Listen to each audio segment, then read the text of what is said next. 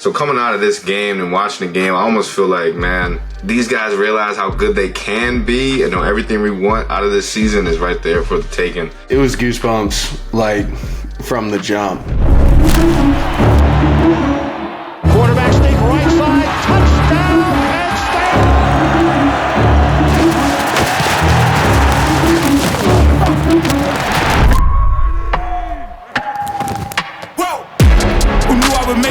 And this segment's brought to you by Family Clothesline. They kept us looking sharp all weekend. I'm currently wearing one of the Lulu Polos. It's a Family Clothesline exclusive. Make sure you guys check out Family Clothesline for all of your Penn State apparel needs.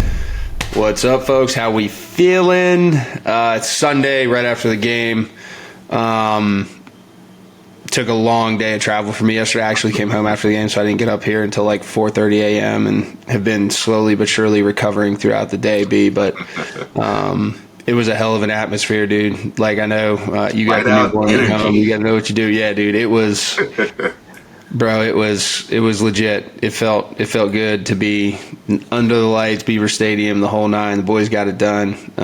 We're obviously going to dive into it a little bit deeper, but – yeah, man, I was super happy with everything. Turnout, atmosphere, everything was A1. Yeah, man, we saw you out in the tailgates, touching the people a little bit, getting out there. I'm sure everybody was glad to catch you. Everyone that did, glad to catch you, pull you over, take a shot maybe. I don't know how far in you were. Well, actually, no, you had a pregame show, so yeah. Yeah, I only did one. I kept it professional. Only did one.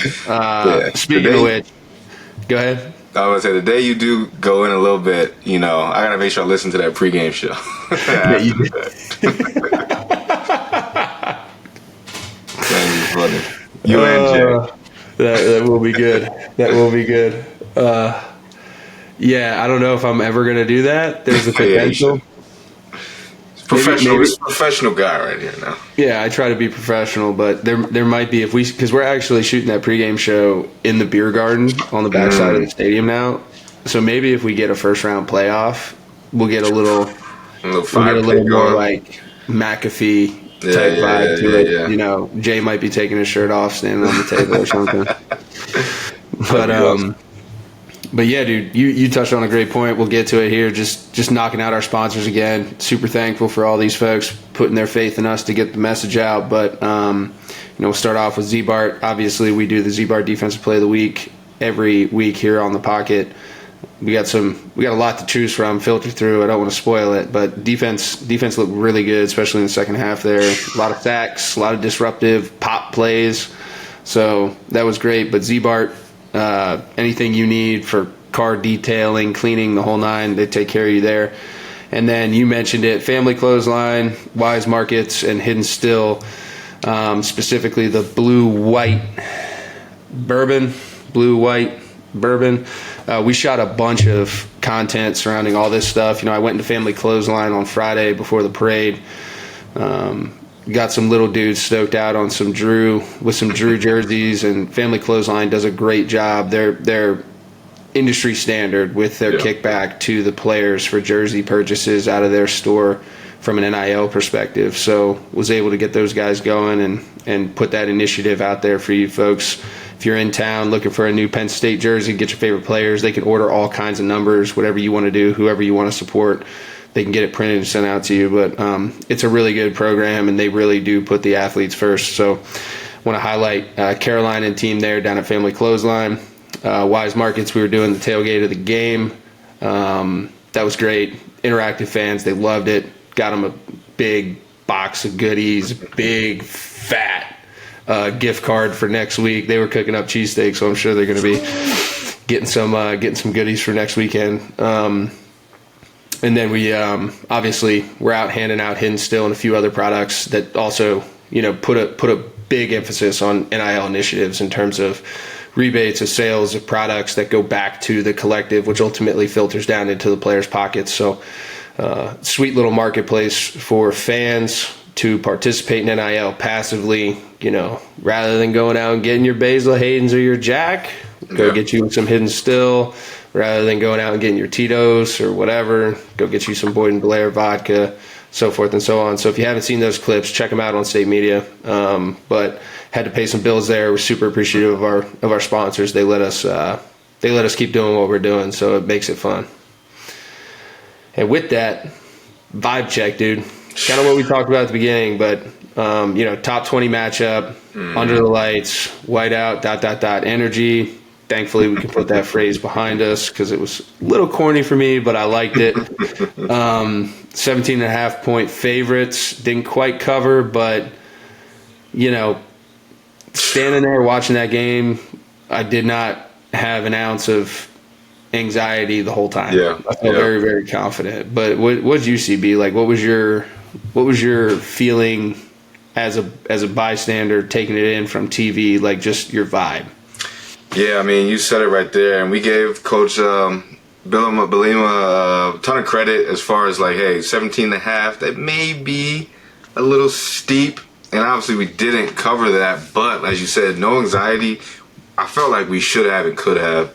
So coming out of this game and watching the game, I almost feel like, man, these guys realize how good they can be, and everything we want out of this season is right there for the taking. And I'm not going to big Illinois up as, a championship contender, but as we know how these games go, these Big Ten games go, when you have great coaching and some good athletes and a good quarterback, things can get dicey. And as you said, they came down the first drive, and, I'll give them that. But the only bit of anxiety I had was that one third and long that they completed. But besides that, we were in control the whole game. Offensively, we were in control the whole game, minus the plays they made on defense. And I know we'll touch in and get into that, but I felt good watching it from home. Even though it was tight throughout, I felt I liked to see our guys, stay engaged and really just completely finish the game how they know they should have. Obviously, I think we could have had more points on the board, and they'll see that. But I felt good too, man. Like you said, no anxiety. Atmosphere looked nuts. On TV they're going to the fans and the student section replays. It's great. Fireworks. You see all the videos coming out now, man. I don't want to think too far, but we get that atmosphere late November, December. Man, it's going to be a spectacle as it always is. Bro, it was goosebumps like from the jump. They honored the 94 team, so I spent some time out in the Letterman lot chatting with those guys. Got in a little late, so I got in like right before the team came on. And I usually like to get in there a little bit earlier, but like I said, a little socialization. Talk to the legends, man. Oh yeah, no doubt. And they were awesome, dude. They got what's theirs. We covered that in our pregame show too, with Jason Ganner. Jason, his dad was the OC for that team, Franny. Nice. Okay. So Wow. Jason was like, a little tight, running around. So we got some pretty cool perspective with that. But that was cool as hell. But yeah, man. I mean, the quick answers early and like going 7-7 into halftime was big. I thought that stop when they were like first and goal on the 2, and then it ended up resulting in a missed field goal all the way back right after we missed a field goal to go up 10-7. That was like okay, cool. Like they were dicing us up a little bit there. They were doing what they wanted to do. They were moving the football, and from that point on, it felt like it was like neck, foot on the throat. Like this is cool. Like we got our hands on it. We're in control. We're driving, steering the ship. But yeah, I mean, kind of diving into the defensive side of it, dude. Like first half, I guess I could say maybe the only anxiety I had was a lot of the same shit that got us the previous weeks was still showing up. Yeah.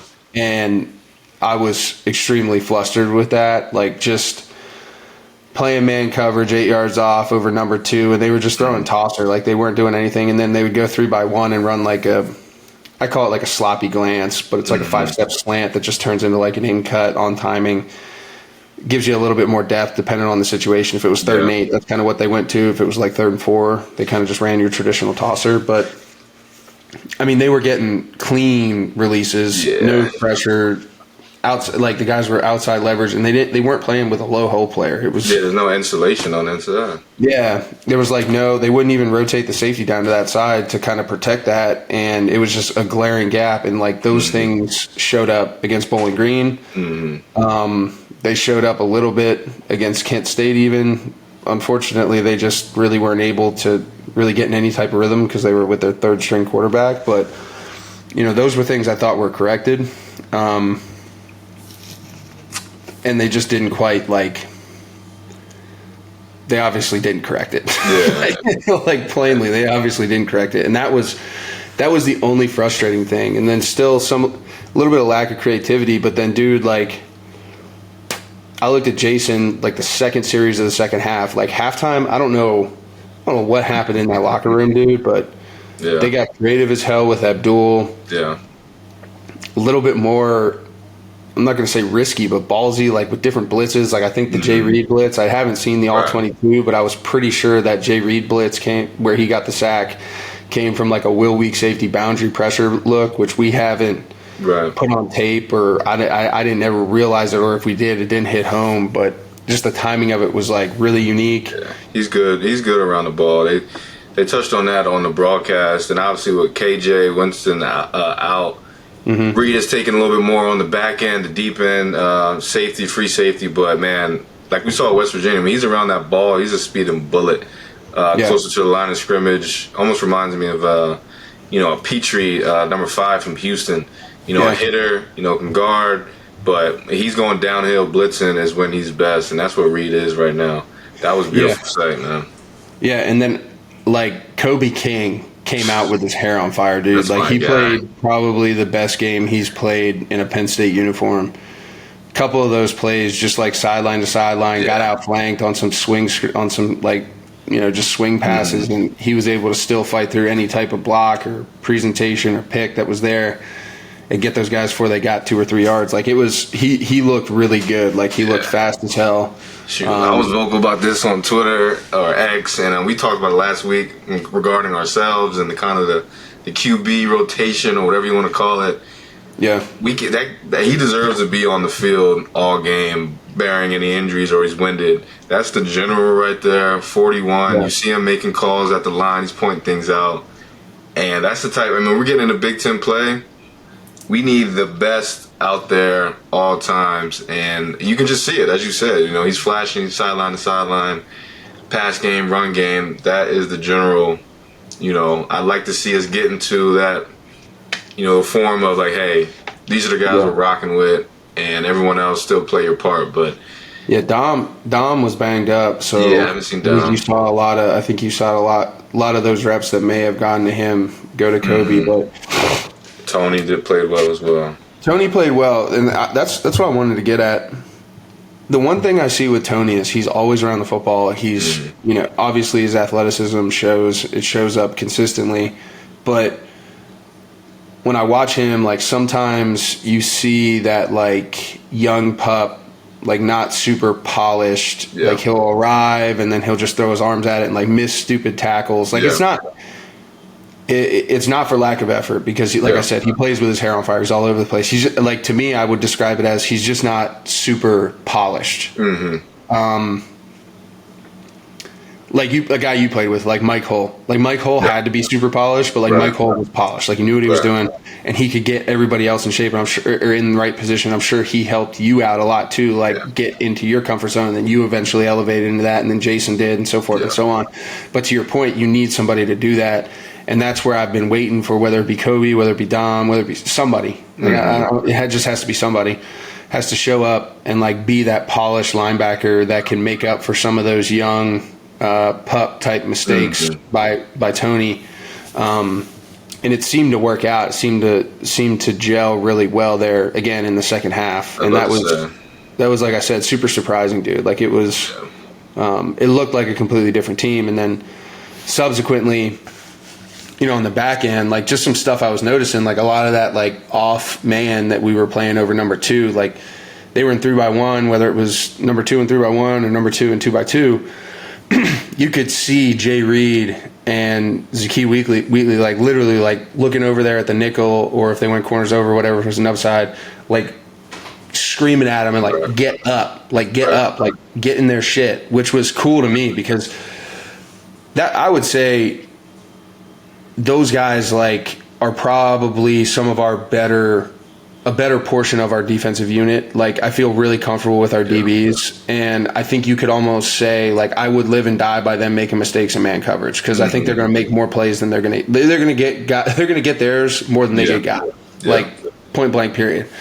So just seeing those types of things and how that adjusted and ultimately resulted in some turnovers was really cool, and I'm curious to see what happened at halftime because it looked like a completely different game plan. Yeah, it most definitely did. And even like you said, talking about the back end, the safeties, going back to the first touchdown, it just comes down to communication. From what I saw, goal line type package, we got safeties down. When that Y off is flashing across field, that man responsibility transfers all the way to the last man. And it just seemed like, there was a slight hesitation on the end man back there, and that's an easy pitch and catch. And that's the most aggravating part about the things we do give up. It's like they're not necessarily beating us. We're giving more than they're taking, if you feel me, on some of the man coverage. But I still feel confident when they're on the same page, which, as you mentioned, whatever happened at halftime, they were on the same page. And that's what it takes. I mean, a lot of, coaches will catch a lot of slack from the fans, like, hey, why is this happening? But for me, I always come to as a player, like, hey, we talked about those inside glances or whatever slants that they're hitting off of.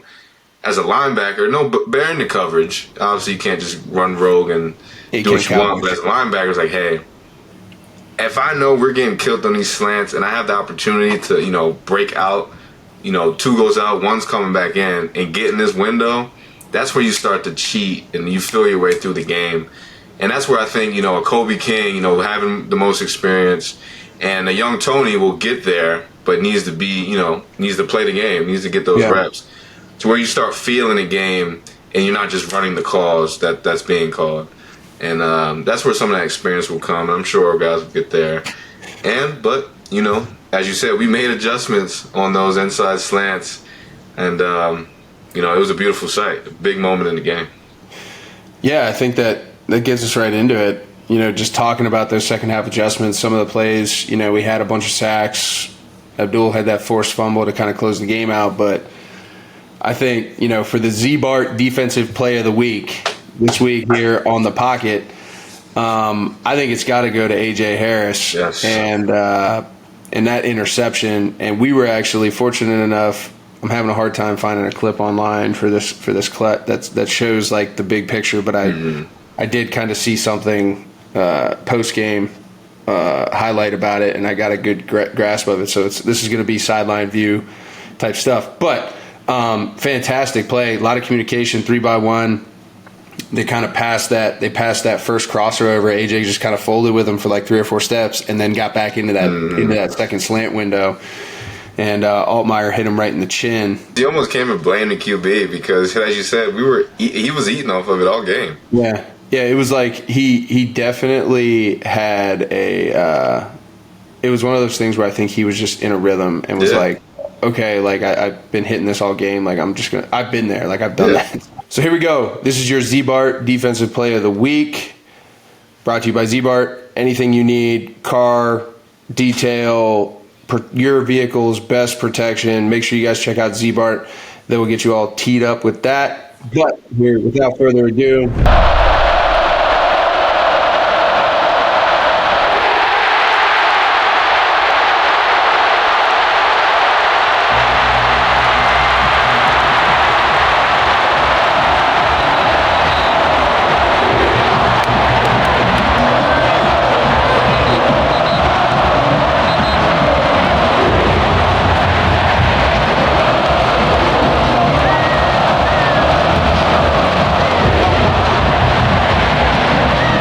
I'll tell you this. So that was our guy Clay, one of our college sports company state media guys. He shot that. I'll tell you what, dude. When that happened, they started playing the Zombie Nation when he was about 3 steps before he crossed the goal line. That was insanity. That place just popped. And then unfortunately, it ended up getting called back by little bit of a young and dumb block in the back. Guy had no chance of making the play, but you get excited. We've all been there, but ultimately resulted in points for us. Big score to kind of close that game out. So and kudos to offense for still being able to punch it in. No doubt. When we needed it. No doubt. You got any more color to add around that play? Like I said, I kind of teed it up with what I saw from a scheme standpoint, but you obviously were watching on TV. You got a better angle than I did, but I mean, it was a beautiful sight, and as we kind of touched on, making those, whether it's the players, like you said, the safeties kind of nudging each other, like, hey, get up, get up in their shit, because you get a feel for the game, and that's what we're going to need, And I saw, there's a clip last week, Miami's defensive coordinator about halftime adjustments. And, a lot of players and coaches don't believe in it, think it's BS, and I've always been on the side, like, it's completely true. I mean, you're not changing the whole scheme, your playbook, but Miami coach kind of touched on, he said, I may botch this, but, a lot of times you practice all week what a team's going to do to stop it, and you come out, you do that. A lot of times they'll resort back to what they were. Yeah. And that's when you get back to your basics. And that's really what the adjustment was, or adjustments are at halftime. It's not, some grand scheme change. It's a little intricate thing here or there, and that's what we saw with that play right there with A.J. Harris. As we were talking before, they're killing us on those inside slants. And, whether a player brought it up to attention to a coach or a coach brought it up, I don't know if that's something that's in there that they practice in a package, but I don't care. It doesn't matter what it is. The great minds come together and like, hey, let number 3 go. We got inside help. Somebody pick him up, and you're going to be sitting right in the window. Yeah. And voila, there's your Ziebart defensive player of the week. Yeah, no doubt. I did see that clip too. That was a great clip. It was. You hit it right on the nail on the head. It was something of the along the lines of, they game plan too, and they're going to be doing something different. Right. But when you stop whatever it is that they do different, they're going to revert back to who they are, which is what you game plan for in the first place. So then it just gets back to base and good versus good matchup ball, which was that's awesome. But like you said, to close this out, that was your Ziebart defensive play of the game. Ziebart is your vehicle's best defense. Big thanks to our friends at Ziebart for supporting the show, and watch out for the Ziebart defensive play of the game next week. Ziebart, your vehicle's best defense. Bang, bang, bang. Yes. Let's flip it over, dude. Like you said, the offense was able to kind of punch that in. Wait, before we switch it, just touching on the linebackers, we talked about some of the young pups, but I know we were talking about getting creative with Abdul, another kind of halftime adjustment, that paid huge dividends at the end of the game. And I've seen a lot of discourse, keep him at linebacker, keep him at the end, or outside back, whatever you want to call it. I think the point that they made in the halftime adjustment is, hey, this kid can do it all. Yeah. So when the opportunity brings itself, to arise, have fun with him. Have fun what he can do, whether it's downhill. He can drop. That was my only, when he first made the switch, I know it was probably more by necessity than anything, but, I'm on paper saying this kid was only getting better all 3 levels when he was at a traditional stack backer. And I think that still remains true because he's such a great athlete. So, the possibilities are endless with him. You don't have to be vanilla. And we saw that in the second half. I mean, that slight, adjustment, role change, whatever you want to call it, led to, as you said, Reed's sack, his own 2 sacks, strip fumble that really iced the game. Yeah. And I think we're going to have to, to create more disruption, that may be something we see a lot more. Yeah, I think Abdul even had like 5 or 6 TFLs too on top of that, 2 sacks and a forced fumble himself. What I noticed, to your point, is they got him from a responsibility standpoint more in line with what he was doing as a linebacker. Mm-hmm. What I mean by that is it seemed like some like sugar rushes where he was grabbing the attention of that tackle or whoever. Right. But then kind of just was like spying Altmaier and then just like reading and reacting and like filling gaps where he saw. So it got him in, to your point, it got him in that like reactive, like what makes him so good is that first burst to the football type of situation. And when he goes, there's, I struggle to find 5 guys in college football who could probably outrun him sideline to sideline when he decides to hit it. Yeah. And when he went, like, you could definitely see there was more conviction. And it wasn't necessarily like saying, hey, just beat this tackle with whether it be, you know, some type of defensive line technique straight up. It kind of like they created space and allowed him to then just be a better athlete, which he is. So, you know, it was that I thought was really unique, and just where they moved him and how he moved within that scheme was pretty cool. So yeah, that was great. But and that's a great point. I'm sorry I buzzed over that. No, man. We can get to the offense, which once again, look, you know, didn't necessarily light up the scoreboard, but every week it's just so polar opposite from last season, where, you know, we're raving on the defense and kind of harping on the offense. And this season, we're not really harping on anyone, but I feel like the consistency of what the offense has been through 4 weeks isn't really necessarily getting the shine, and we're going to do our job to do it every week. But as we said, you know, your heart didn't really pump hard once, at least on the offensive side of the ball. Yeah, I mean, we missed those 2 field goals, and that would have been a cover, right? You know, so like, I don't want to dive into that. Like, that was what it was. I thought one was a chip shot, and then, you know, at the end of the day, that's living in the head of a kicker is kind of tough, and, you know, hopefully they can get that figured out and ironed out. But at the end of the day, they would have covered. I said this on the post-game show, man. Like, Drew, the first throw Drew made of the game, I was like, oh, this dude's about to cook, because it was just such a conviction type of throw. Like, it was like a mesh concept, and he ended up hitting the basic over the middle to Trey Wallace. Yeah. But it was tight window, anticipatory type throw. Like, it was a pro throw. Yeah. Like, I was like, that's the first throw, because I was the type of guy where I was like, dude, just give me like a flat route or a slant or a hitch or something to get me in rhythm, and then I could start going. Like, the first throw of the game was a big boy throw. I was like, damn, like he is teed up and ready to go. And then it just kind of slowed down. Like, I don't think they took as many shots. But on the flip side, we are running the football so well. It's unbelievable. Yeah. Cannot forget about that. We ran for over 200 yards again.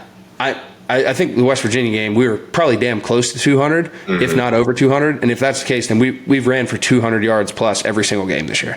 Yeah. And that travels. Like, I don't care who you are, who you're playing. If you can run the football, that travels at 6 to 8 yards a carry, which is somewhere where we have to be based upon all those numbers. Right. And Nick and Katron are both doing it in their own unique ways. I think they're the first tandem in Penn State to both eclipse 2,000 career rushing yards since Lydell Mitchell and Franco Harris. Wow, that's legendary stuff right there. I mean, legendary. We've had a ton of good backs, but at the same time, I mean, we had a lot of good backs at the same time, but haven't necessarily both had the success, to your point, at the same time. Maybe one once leaves. You know, we had Miles and Saquon, but at the same time, that's a beautiful sight. Throughout a career, right? Like, that's pretty special. And Andy has done such a great job with, it's not just, you know, like, you remember playing Bill, like, we were a zone team when we were Bill. Like, we presented zone a little bit different. We had our inside zone, we had our mid zone, then we had our outside zone, but, like, we were a zone team. We had a couple gap scheme stuff, but it was more of like a, hey, if we get this look and we really like our leverage here, we're gonna put it into this game based upon matchups and, you know, personnel. But if it was like nut cutting time, we were running zone.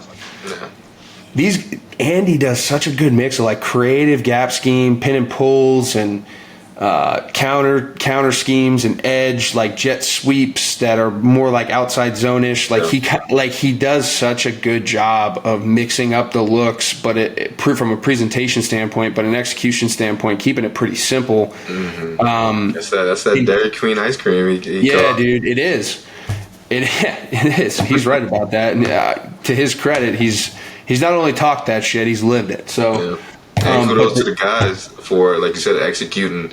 It's not necessarily easy when you have so many different schemes, you know, and to look forward to each week. But it's a beautiful sight. And that's a point I made week 1. As far as with Drew and the receivers and explosive plays, it's like, hey, let's not lose sight of what we still did last season, and what was our bread and butter was like the ground game. And kudos to Andy. Now we have both going.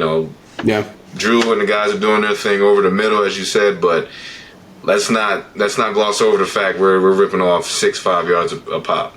Yeah, and we're getting those explosives too, which is great.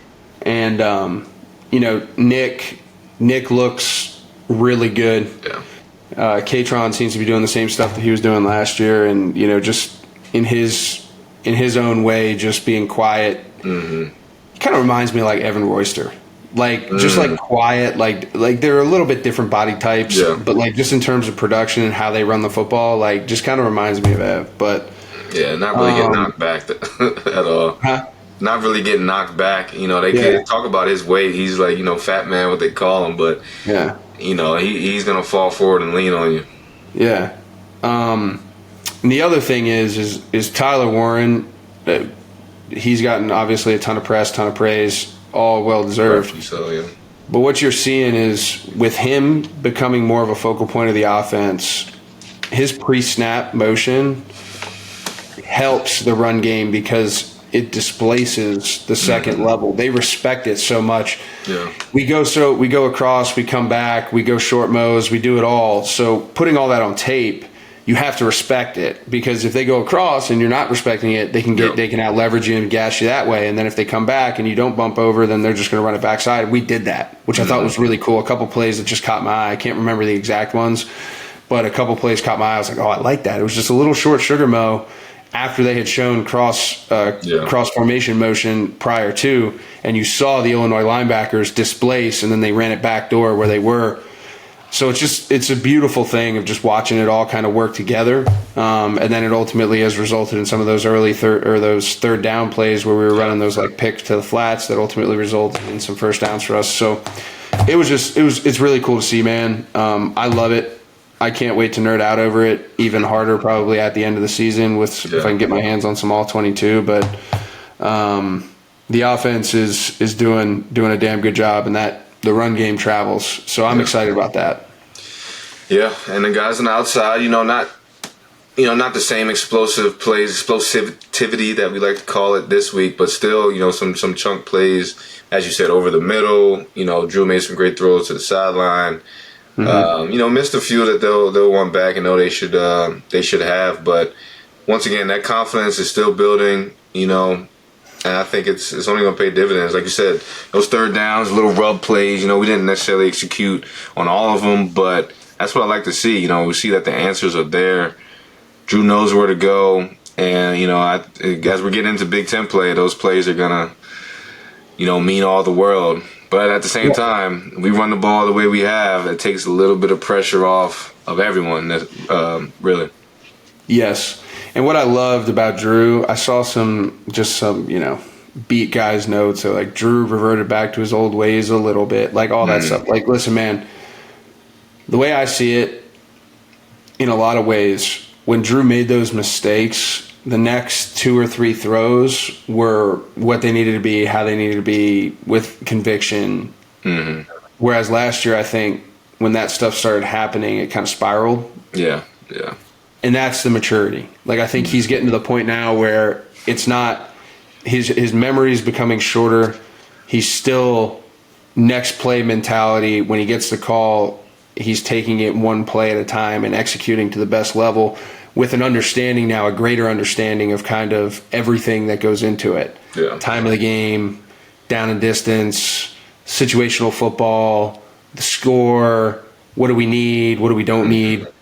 Like, it's game managerial type of thought process, but like if you're a game manager, you're going to win games. I love that. People knock that term, but I hate that term. Anyone they call a game manager, at least NFL wise, probably played in the league for like 12, 15 years. It's crazy, bro. Like, it's not a, to your point, everyone looks at it as like a backhanded kind of compliment, but like if you can manage the football game and win, like that's what you're supposed to do. Right. So, it was cool to not see him fluctuate too much. Yeah. And if it was a downturn, it didn't last very long. Right. It would get back up or get back to baseline pretty quick.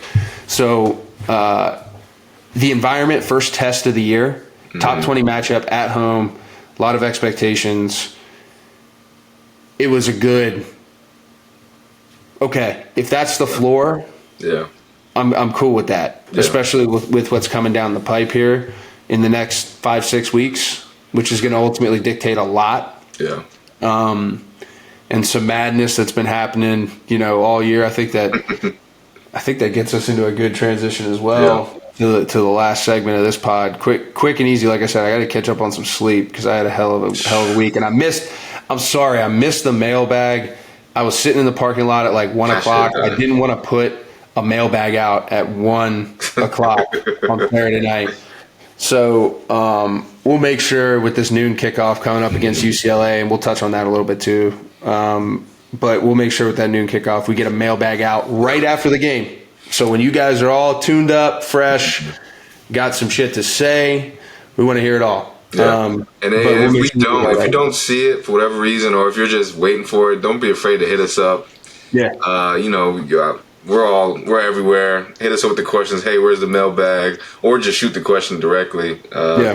Yeah, for sure. Yeah, interact. Force our hand. Yeah. Force our hand. But yeah, what do you see big picture? I mean, Kentucky, I'll stand sturdy on what I said with the Georgia game. One marginal referee type call away from slaying two giants. They beat Ole Miss.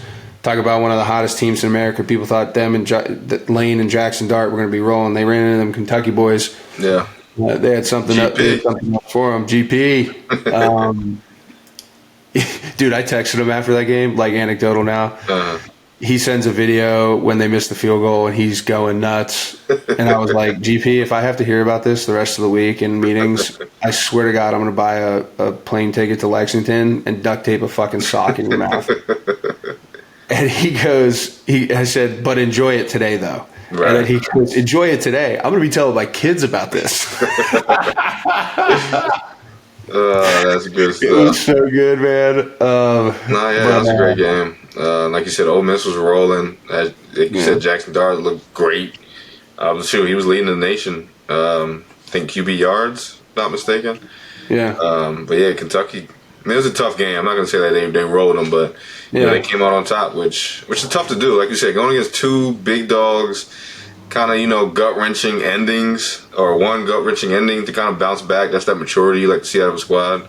To still bring that energy. What was it, a noon game? Good to see. Yeah, and then Tennessee was off. I'm trying to think. That Georgia-Alabama game got out of hand. I thought Alabama was about to beat their ass. I was watching the banner in the stadium, and I was like, the first time I looked up, I was like, 28-0? Right. Damn. I cut that game off, man. Yeah, and then I was getting ready to go up to the post-game show, and I'm, people are starting to filter out the stadium, and your cell phone's starting to work again. Yeah. And I'm sitting there, and they're like, 5 minutes left, bro. It's a one-possession game. I was like, what? And they're like, Georgia took the lead, and then Bama took it right back. I was like, holy hell. So we were streaming it, watching it before we had to go on the air. But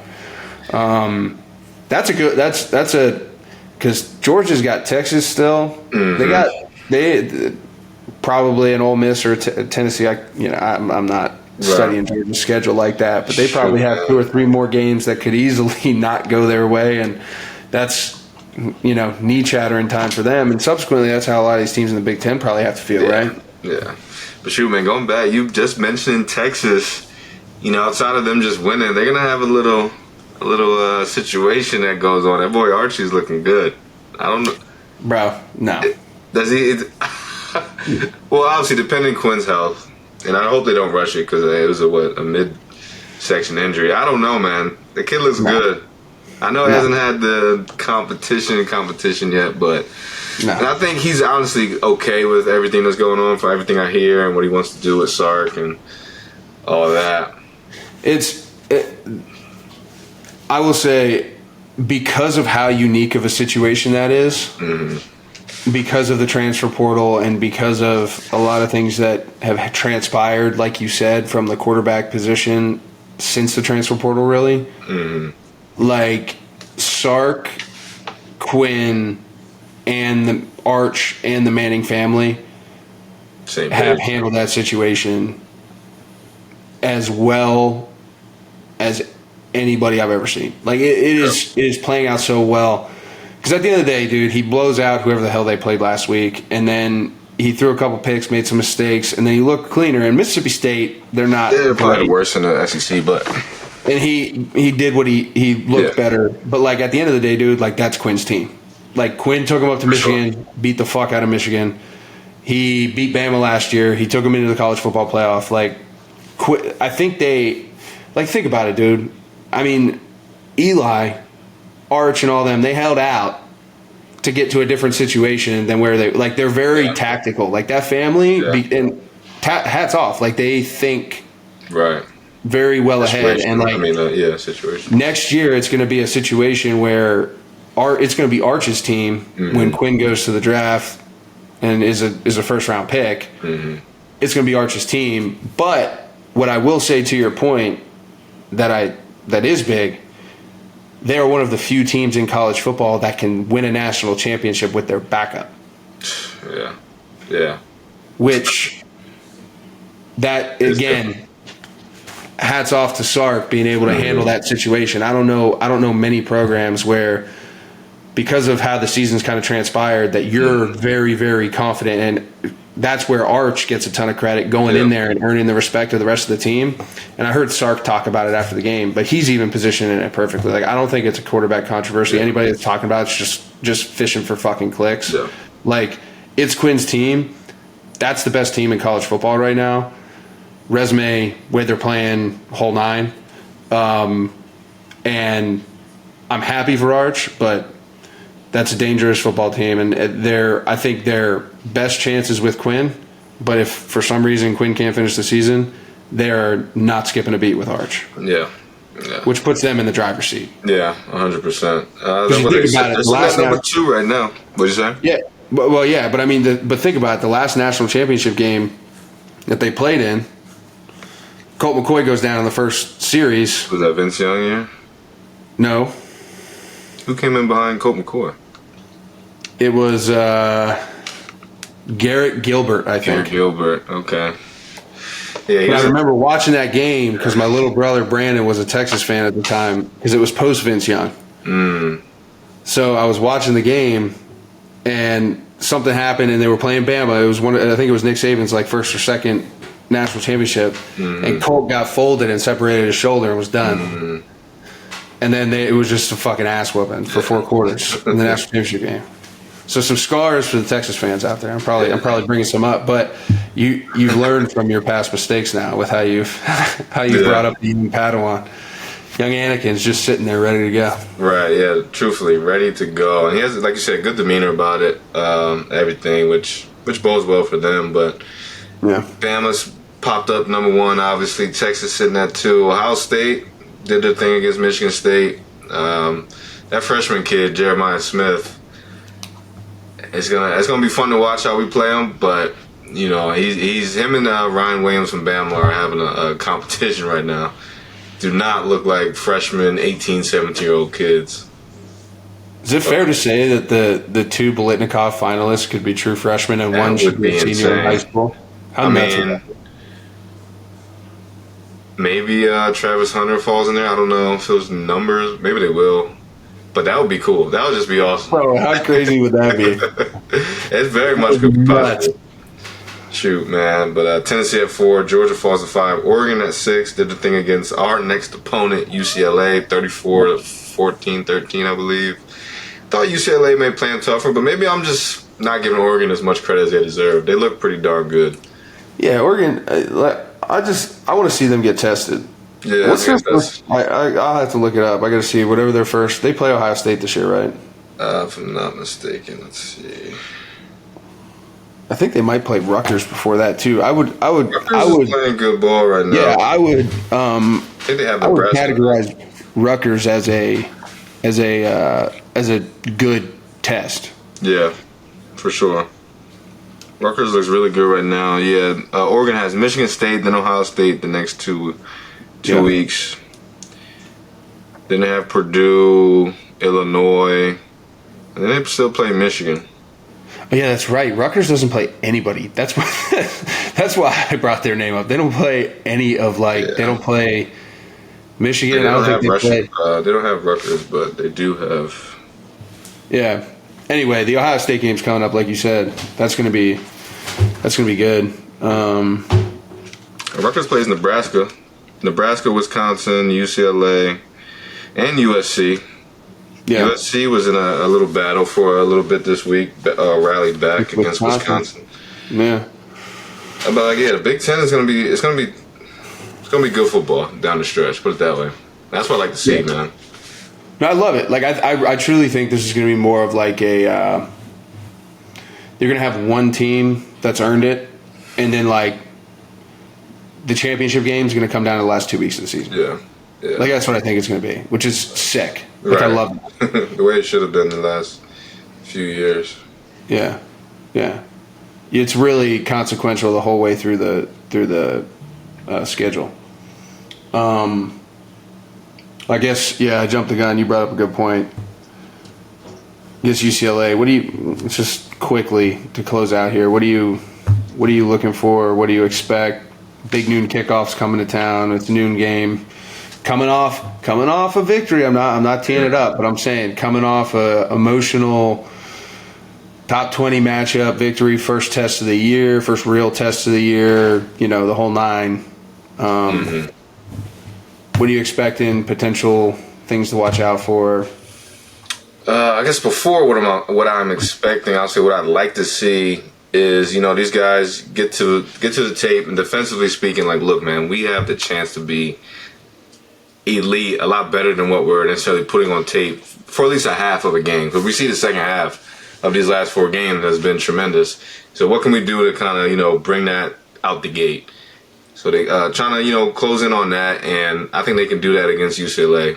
And offensively, hey, keep doing what we're doing, and let's zero in on the plays that we aren't connecting on that could take us to the top. Everything else, as we were saying, is pretty sharp right now. So keep chugging along, keep getting more confident, and I'd like to see us suffocate UCLA the same way Oregon did in a similar fashion. Yeah. I think we just got to keep checking boxes. For me, offense, running the football, that travels, not tripping about it. Probably get a little bit more involvement with the tight ends, Tyler Warren, a little more splash plays. See if we can get some of these receivers some touches in space this week. I think we'll have some matchups and opportunities to do so. But defensively, I want to see whatever the hell happened in the second half against the Illinois game from Jump Street next week. Yeah. I was talking before the game with somebody, and I was like, it was Jason Cabin, Jason Cabin and I. We were talking before the game, and he looked at me and he goes, bro, this is the first time I'm more confident in our offense than I think our defense, heading into this game in a long time. Yeah. Just because of some of those deficiencies. And I think, again, we shut that down, started the third quarter pretty quickly. Right.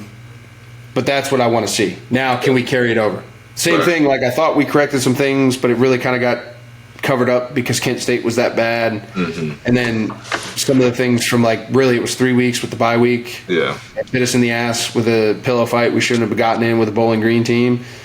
Still started showing up in gotta-have-it situations. I'm kind of like, what the fuck? Yeah. And then, like I said, the whole second half looked completely different. So for me, bring that. Whatever that was, bring that for 4 quarters for the rest of the year, and we are for real, I think. I think we're a for real contender. Yeah. If that happens. We'll be for real when, like you said, we're not really stressing about either side of the ball. Right. Obviously, teams will make plays. It's going to be a good league, as we keep saying, but we have proven that, hey, we can suffocate on defense when we, like you said, do whatever the hell happened we did second half, make those type of adjustments, play that way, swarm. Even in the first half, man, so many missed tackles behind the line of scrimmage. Yeah. If we could have added on to the total of tackles for loss we had, And then offensively, like you said, just connecting the dots, keep connecting the dots, keep running those tracks with the run game. Yep. And those deep shots will be there. No doubt. You heard it here first. We appreciate all the listeners. Make sure you guys are giving us a follow, like, subscribe on YouTube, follow on the socials, X, Instagram, @State Media PSU. Make sure you check out that content with our sponsors. It's pretty cool. Maybe if you guys like enough, there should be some stuff in the description on the YouTube links where you can dive into it. If you want to participate in the Wise Tailgate of the Week, should be a link to sign up with that. Want to find yourself some Hidden Still bourbon, mix it with a little ginger ale, a little Coke pregame, get you feeling right. You can definitely do that. They will ship it all over the place. Ziebart, need to get the whip clean. You know who to call. And then Family Clothesline, as always. They're the best. I love them. Caroline's a great family. They really do care about the whole culture of Penn State. Student athletes, alumni, the whole thing. They're looking to make sure they're up to date with what's in store and giving you guys the best apparel. So go check them out.